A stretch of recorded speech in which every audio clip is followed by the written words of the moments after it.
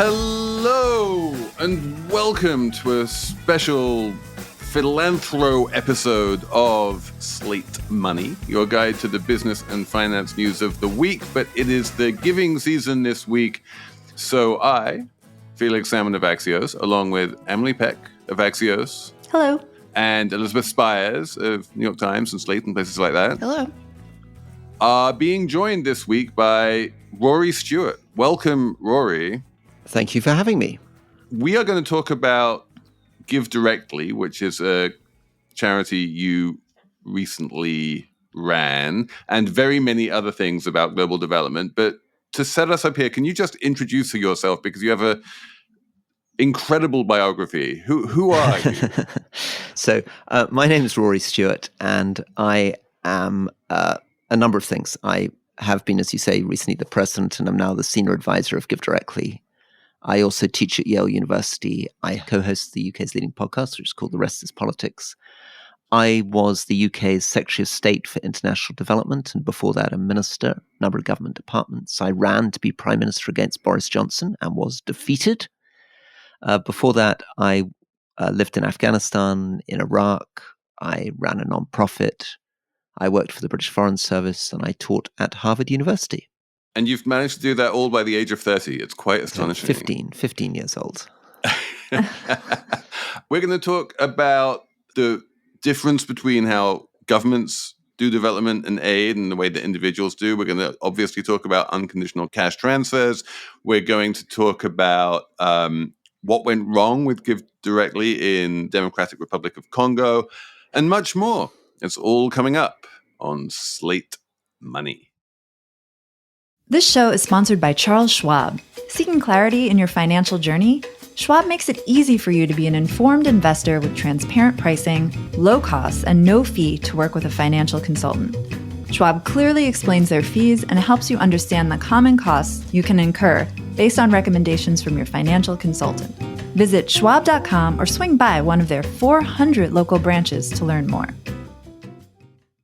This podcast is brought to you by Progressive Insurance. Whether you love true crime or comedy, celebrity interviews or news, you call the shots on what's in your podcast queue. And guess what? Now you can call them on your auto insurance too, with the Name Your Price tool from Progressive. It works just the way it sounds. You tell Progressive how much you want to pay for car insurance, and they'll show you coverage options that fit your budget. Get your quote today at Progressive.com to join the over 28 million drivers who trust Progressive. Progressive Casualty Insurance Company and Affiliates. Price and coverage match limited by state law. I think a really good place to start, because you are here mostly wearing your GiveDirectly cap. You are what now an advisor to GiveDirectly, which is a charity we have talked about on this show in the past. It's all about unconditional cash transfers, and we can talk a little bit about how they work. But the thing that makes you particularly interesting is that you have not just been associated with giving unconditional cash transfers via nonprofits to people. You have also, in previous lives, run a province in Iraq where you were handing out cash as a sort of government agent. You have run or been a senior minister in like an international aid department where you're handing out billions of pounds.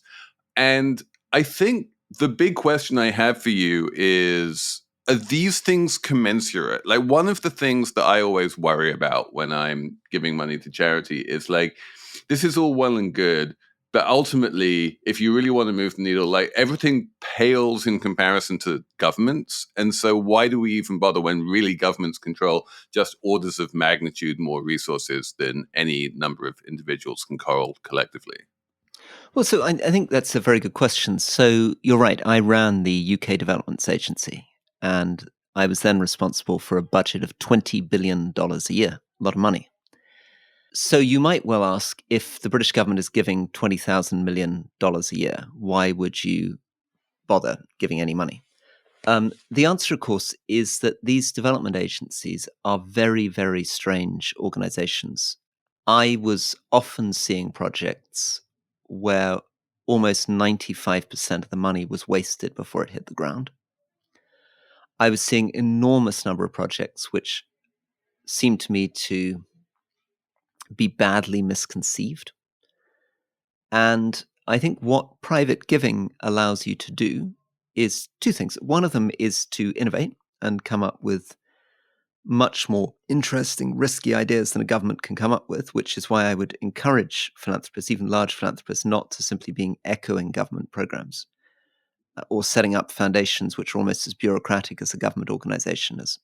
But the second thing, of course, is that it's a way for you personally to interact and show solidarity, respect the dignity of people by giving your own money. So this is fascinating to me, the idea that, government aid, that a large chunk of it is very wasted, because I feel like governments are exactly the institutions that can do the kind of deep due diligence on organizations like GiveDirectly that individuals cannot.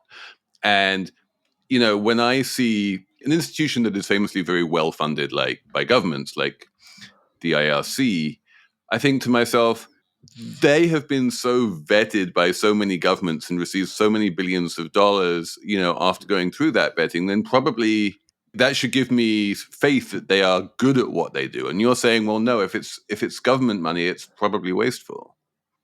Well, I guess it's that there's a bit of both. I mean, it's true that governments do a lot of vetting, but the main reason that large nonprofits get the money is that they are already large nonprofits that can handle huge amounts of money.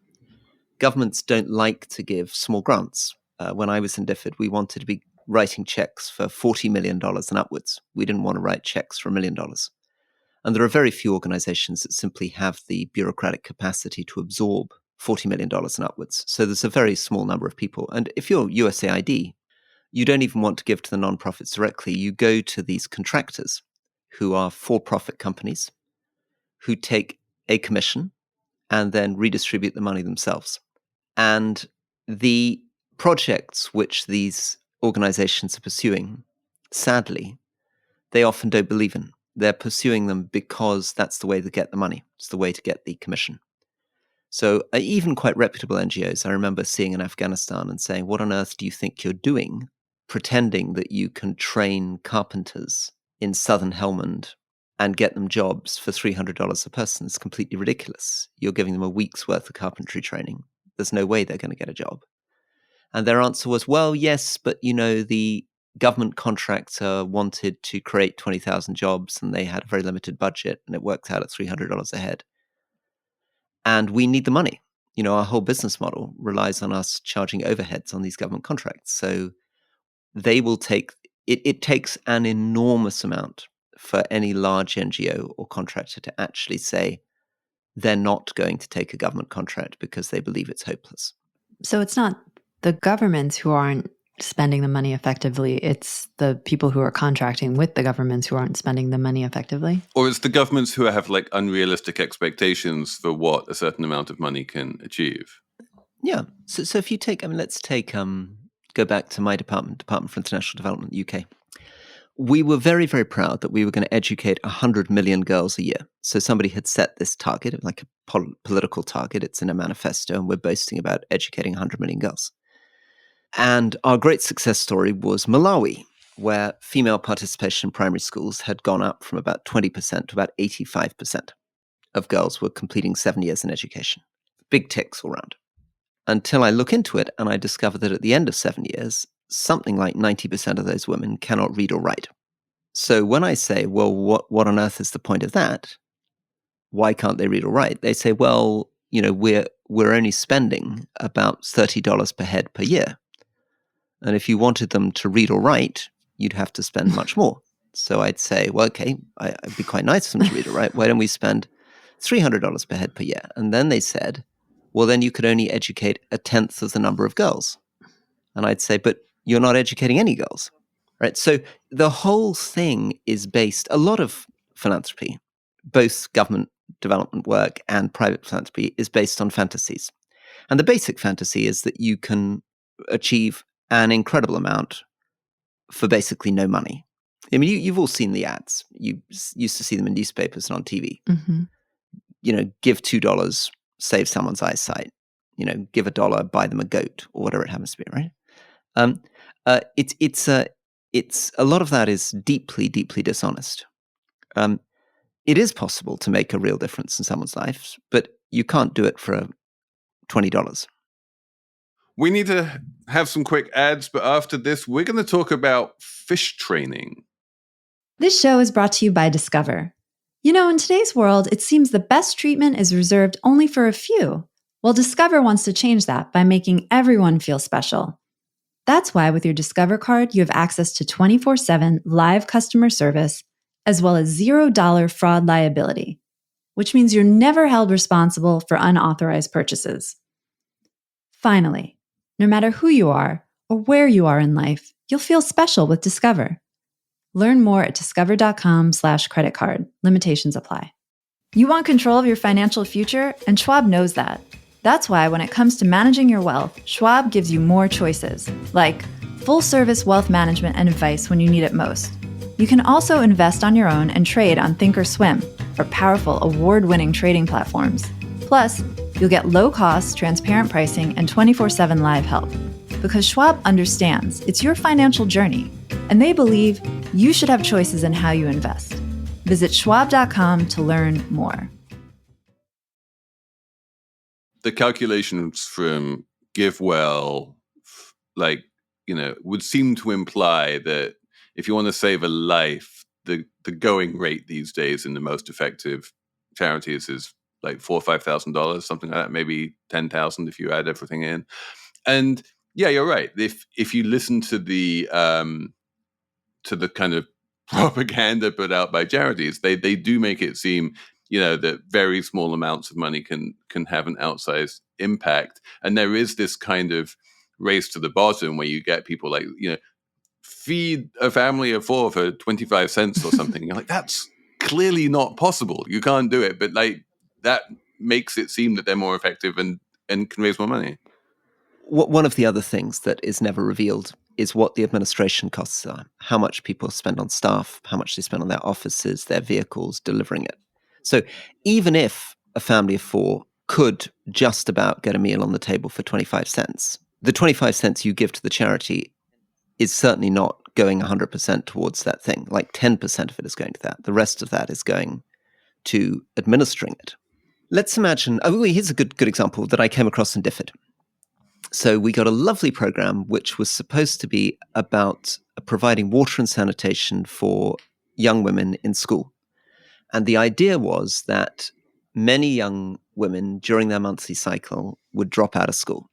But if they had proper sanitation facilities, they would stay in education for another few years. So we allocated a budget of $40,000 per school. I then drive out into rural Zambia to see one of these programs. And I see a lot of white Land Cruisers and engineers and UN officials and staff, and they come out to greet me. And I say, how's it going? And they go, it's great. We've done our surveys, we've done our assessments, we've done our engineering studies, and this is what we've produced.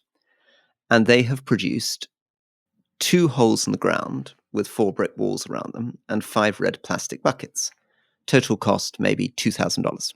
And I say, what's with the red plastic buckets? And they say, well, we did our engineering studies and we decided it was more sustainable and appropriate technology for the girls to take the buckets to the local well and bring it back. And if we built a pipe, it wouldn't be as easily maintained and blah, blah, blah, blah, blah.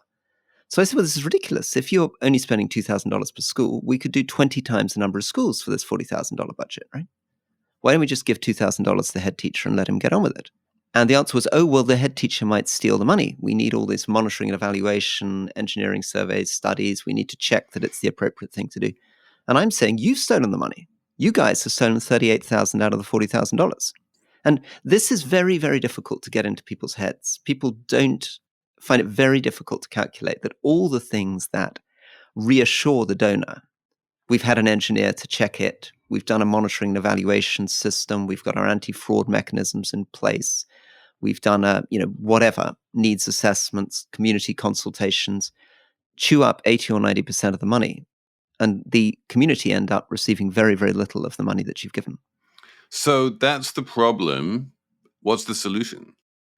Well, the solution is to turn it all on its head and say that the way to deliver reliable programs where most of the money 90% of the money hits the ground, is to cut out the experts and give it directly to the communities themselves. And when I say cut out experts, obviously that means cutting out experts from the global north, from America or Europe.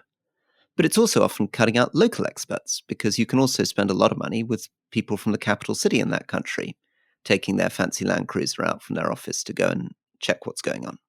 So it's not an international against local agenda. It's a trusting the community against the idea of the expert agenda. But to break that, we have to break something very, very deeply embedded psychologically in our brain, which is that we've all got this idea that give someone a fish they eat for a day, teach them to fish they eat for a lifetime. And we all set up these kind of fish teaching organizations. And the truth of the matter is that most of the rural communities living in extreme poverty either know how to fish, but just don't have the money for a fishing hook, or they don't want to fish. They want to open a bakery. And we are wasting an incredible amount of money turning up in a patronizing fashion, teaching them to do things they either already know how to do, but don't have the money to do. So lots of examples of that. We ran benchmark studies on nutrition, traditional nutrition program, nurses, doctors, experts turn up and teach mothers what to feed their babies.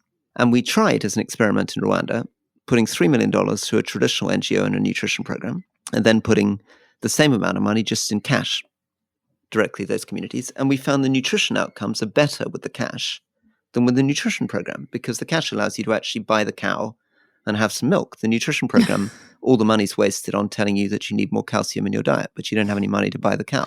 So I have two questions about this. The first one is, you ran a fish teaching program, didn't you, in Afghanistan? Like, whereof you speak. Yeah. With hindsight, was that misguided? Well, it depends. I mean, the Afghan program was... So I set up a nonprofit, which is still going, very successful, called Turquoise Mountain, which works in conflict zones. And what it does is it saves historic buildings and restores them before they are obliterated. And it saves traditional crafts and works with traditional craftspeople. If you have a very narrow objective like that, you have to do quite a lot of teaching someone to fish, because you have to make sure that you're not simply addressing multidimensional poverty. You're not simply giving money to a community and saying, you know best, spend the money on whatever you want. Could be education, could be health, could be fixing a roof, could be whatever, right? You are specifically saying, my objective here is to stop these 120 buildings being demolished and to restore them in a historic fashion. So then you have to control it much more. Or another example, which is, kind of dear to the heart of people like Bill Gates or GiveWell. If you're only focused on malaria, then you buy bed nets. Or if you're focused on deworming, you buy deworming pills. So there are certain kinds of very narrow things where you have a very narrow policy objective. And in that case, you have to remain pretty narrowly focused on that. But if you're trying to address poverty in general, try to get people who are living on $2.15 a day, so these are people who are eating maybe once every 2 days, don't have any decent shelter on their roof, don't have any assets, probably don't have their kids in school. If they get ill, that's it. They've got nothing to fall back on. If you're trying to help them, then you want to be giving them cash and letting them decide how to spend that money, because what they want to do with that money, what Emily wants to do with the money might be opening a small business. What you, Felix, want to do with the money might be, fixing a roof. Someone else might want to get their kids into school. Someone else might have a sick aunt. You can't guess house by house. And the problem with traditional programs is you're pretending that you can guess house by house what everyone wants. You go and consult them, and then you go off and you procure these things for them. Much more efficient, just give them the money and let them address their needs themselves. Trust them. We're going to have a quick break, and we're going to talk more about the whole question of giving people money after this. This episode is brought to you by SAP. First, the bad news. SAP Business AI won't help you generate cubist versions of your family's holiday photos. But it will help you understand which supplier is best to help you roll out your plant-based packaging in Southeast Asia, identify the training your junior project manager needs to rise up the ranks, and automate repetitive tasks while you focus on big innovations. So you can be ready for the next opportunity. Revolutionary technology, real-world results. That's SAP Business AI. Slate Money is sponsored this week by Climatize, which is an energy company which allows you to invest in people's solar installations. If you have solar or if you know someone who does, chances are you made the switch not only because it helps the environment, but also because you get to save money on your energy bills. Businesses, it turns out, want the same thing, but it's expensive to install solar. The upfront cost has made it almost impossible for most business owners to do. That's where Climatize is making change. Climatize allows investors like you to loan money to vetted businesses who want to go solar, and then in exchange, these investors, that's you, can earn up to 10% annually on their investment. Hundreds of investors have already invested over $1.5 million using Climatize, and you can get started with as little as $10. And best of all, there are zero investor fees. To explore the solar investments available on the Climatize platform, go to climatize.earth/slate.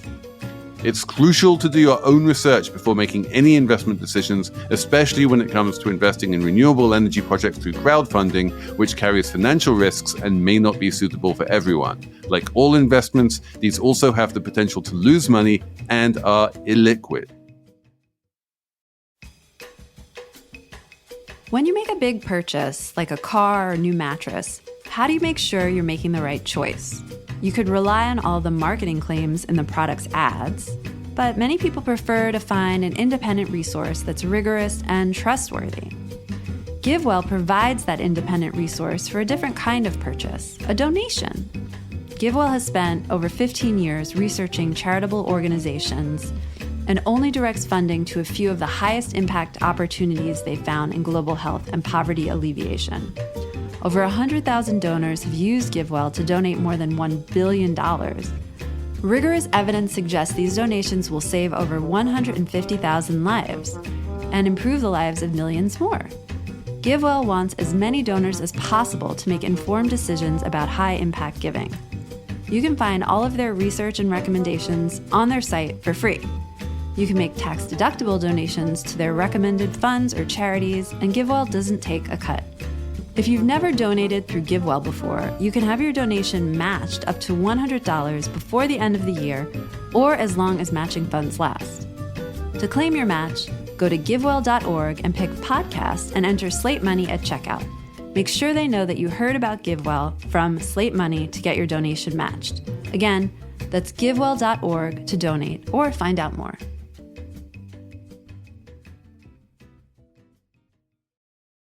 When you did your sort of randomized controlled trial in Rwanda with the nutrition programs versus the cash, this is my other question: is like, how easy/difficult is it to do the cash bit?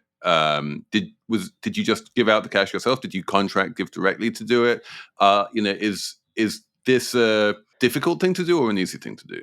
It's much easier than it ever has been because of the development of mobile money in Africa. Mobile money in Africa means that people effectively use their SIM card as a wallet.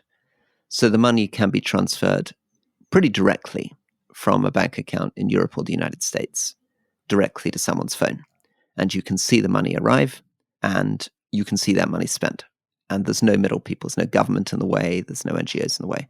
And that's really what GiveDirectly specializes in. It specializes in turning up in a community, working to explain how the mobile phone system works, supporting them as they receive that payment, and doing some monitoring and evaluation after the payment's received, but doing it as efficiently as possible to try to ensure that if you sent $100, $92, $93 of that would arrive directly on that person's phone.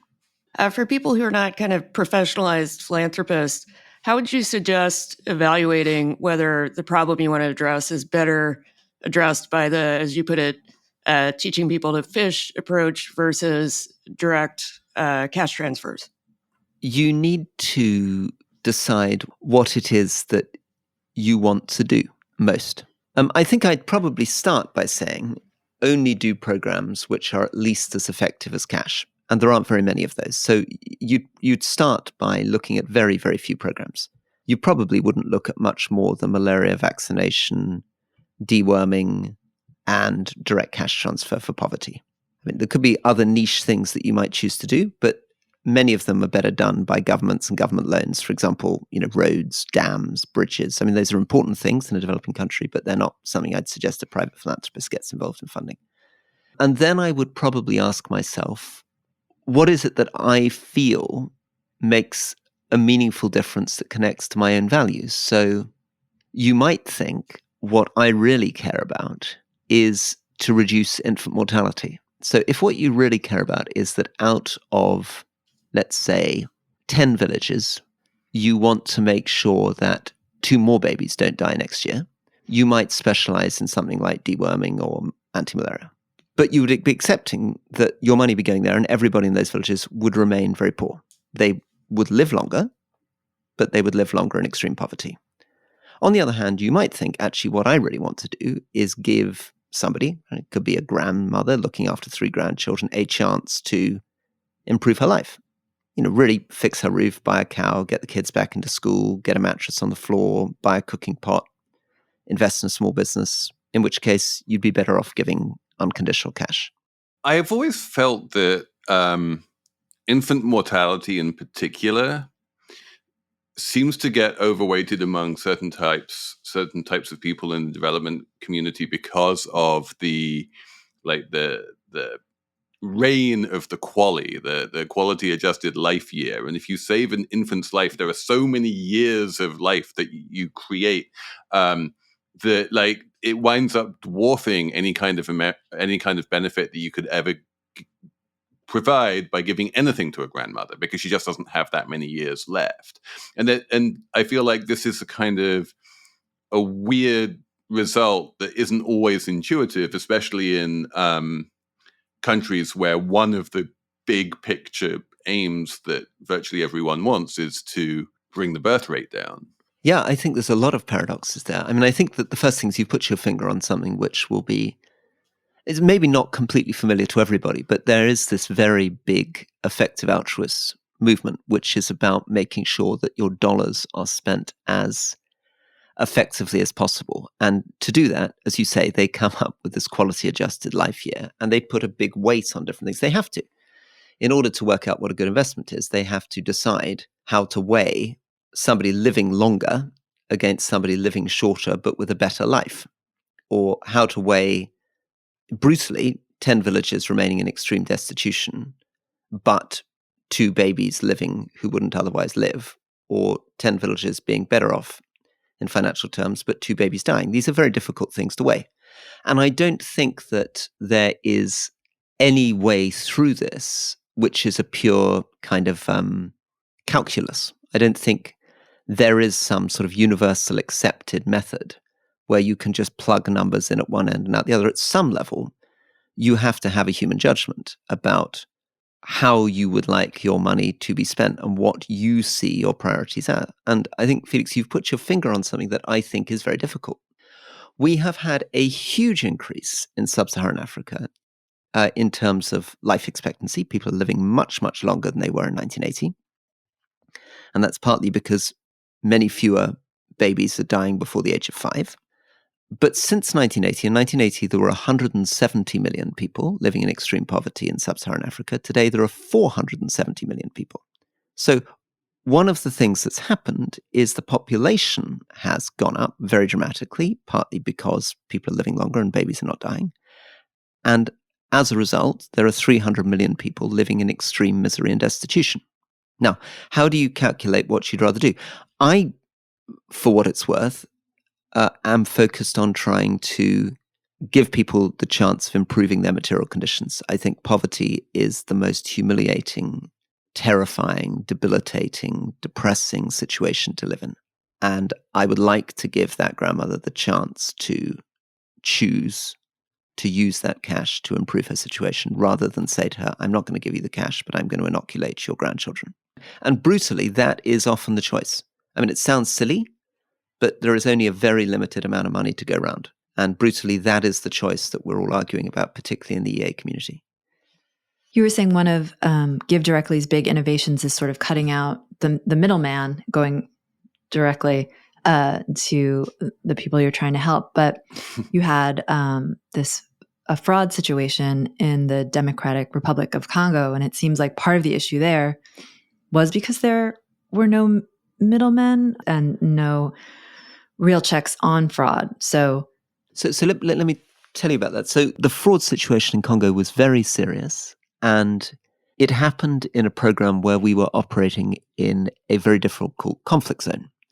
So Eastern DRC, there are well over 100 separate armed insurgencies, and there are an enormous number of internally displaced people, so internal refugees.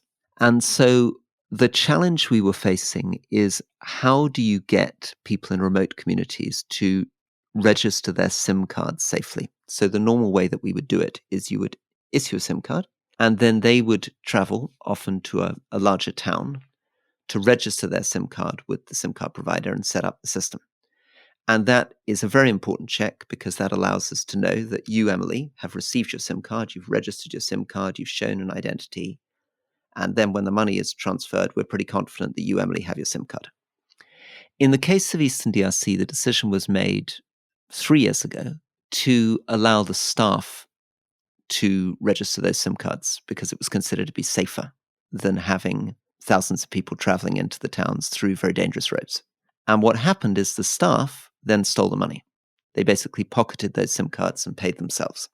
So that was a terrible situation. And globally, it was 0.6% of the money that year was lost, which doesn't sound like a lot, but it is a lot actually in Congo, because we have a very large budget annually. And it was a terrible learning experience for us. I think what we're proud of is that as soon as we discovered it, we immediately went out, publicized it, put it on the website, gave interviews, because we think it's very important that people understand. And I think often other nonprofits are a bit shy to admit how much can be lost through corruption, particularly in conflict zones. So we're not the first nonprofit, and we're certainly not the last, who will have had a lot of money stolen in Eastern DRC. Food can be stolen, medical supplies can be stolen, huge corruption can happen in construction projects. In a way, cash is almost easier to detect than any other form of fraud, but it can happen in cash as well. So what do you do to prevent that? Or do you just sort of write it off as the cost of doing business? No, to prevent it, we have had to change the procedures entirely in a couple of ways. One of them is, in future, unfortunately, if you want to receive the money, you have to travel in person to register. So we've taken away the ability of staff to do the registration. And then we're using many, many more different systems, including technical systems and human systems, to check and validate recipients. And that is a little bit more expensive, but it's always a balance. And I want to be absolutely confident in future of people giving money that their money is reaching the recipient, even if that costs us a little bit more to monitor. what about vetting staff and things like that? Well, a lot of energy goes into vetting staff, but you can get it wrong. And we got it wrong. We were convinced to hire people who'd worked for other nonprofits, other businesses, who came with good references, who turned out not to be honest. Tell me about your job. Like, I guess not your current job, or maybe your current job. I'm a little bit unclear what your current job is versus the old one. But you were running this shop, and obviously part of it is persuading people like Slate Money listeners to donate their money to GiveDirectly, so it can then get passed through to people who really need it. Presumably, you are hired. I'm just going to assume this, but you can tell me if I'm wrong about this, because you are very well connected in the government world. You have a lot of experience internationally, and there was an idea that you could also raise much larger amounts of money from governments. Was that a large part of it? That's definitely part of it. A lot of my job still today as the senior advisor is about getting money in from governments. But to get government money in, you have to use the philanthropic money to prove the models. If we can actually prove what I think we're well on our way to proving through these randomized control trials, that cash is the most effective way to lift people out of extreme poverty, we have a real opportunity. So tackling extreme poverty, ending extreme poverty, is the number one goal of the United Nations, literally goal number one. And the world has been failing terribly, particularly in sub-Saharan Africa and particularly in key countries, Malawi, Congo, many others. And GiveDirectly is beginning to demonstrate just how revolutionary it is. I mean, let me just try to give an example. We were just looking at a village in Rwanda, on the Rwanda-Burundi border, and this episode is brought to you by SAP. First, the bad news. SAP Business AI won't help you generate cubist versions of your family's holiday photos. But it will help you understand which supplier is best to help you roll out your plant-based packaging in Southeast Asia, identify the training your junior project manager needs to rise up the ranks, and automate repetitive tasks while you focus on big innovations. So you can be ready for the next opportunity. Revolutionary technology, real-world results. That's SAP Business AI. Sometimes during Christmas, something magical happens. Hey, Cricket customers. The Max with Ads plan is included with the Cricket $60 unlimited plan at no additional cost. And this holiday season, Max is the one to watch when you're feeling festive. Son of a nutcracker! Cozy up to all the holiday classics, like Elf, 8-Bit Christmas, and the Harry Potter 8-film collection. Just log in with your Cricket username and password to experience Max on all your favorite devices. Phone plan streams and standard definition. Programming subject to change. Fees, terms, and restrictions apply. See cricketwireless.com for details.